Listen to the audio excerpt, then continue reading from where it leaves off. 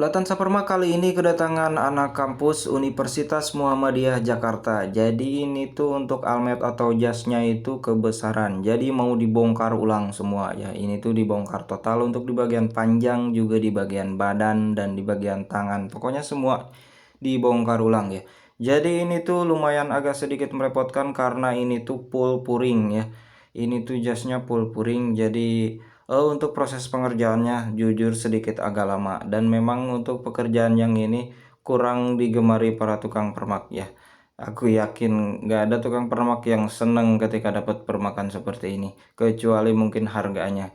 Karena tukang permak juga bingung ketika minta harga mahal-mahal, karena bingung juga. Jadi padahal mah ini tuh susah dikerjain, tapi kita nggak minta harga kadang suka bingung.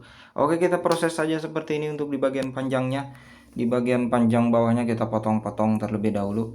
Lalu kita rapihkan untuk di bagian panjangnya yang belakang, karena posisi belakang itu pastinya lebih pendek dari depan. Copotkan dulu untuk di bagian tangannya kurang lebih seperti ini, dan untuk di bagian bahu kita naikkan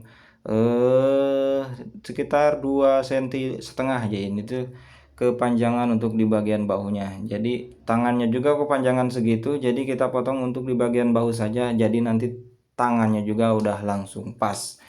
Kurang lebih untuk seperti ini. Kita rapihkan dulu untuk di bagian depannya sedikit, memang sedikit agak merepotkan. Dan ini tuh untuk di bagian belakangnya, tentunya kalau jas itu banyak sambungan, dan ini tuh sambungannya ada 5 sambungan, jadi kita bagi 5 ya untuk ukurannya. Kita bagi-bagi saja ke 5 sambungan ini, karena untuk jas itu sambungannya tidak sejajar, kadang-kadang untuk tangan sama badannya itu jauh-jauh, jadi agak apa pokoknya sulit dijelaskan. Dan mungkin kalau kata customer mah ini tuh tinggal set set set ya gitu. Jadi kalau customer mah kagak tahu apa-apa tapi suka bilang set set set, padahal mah ini tuh permakan paling susah.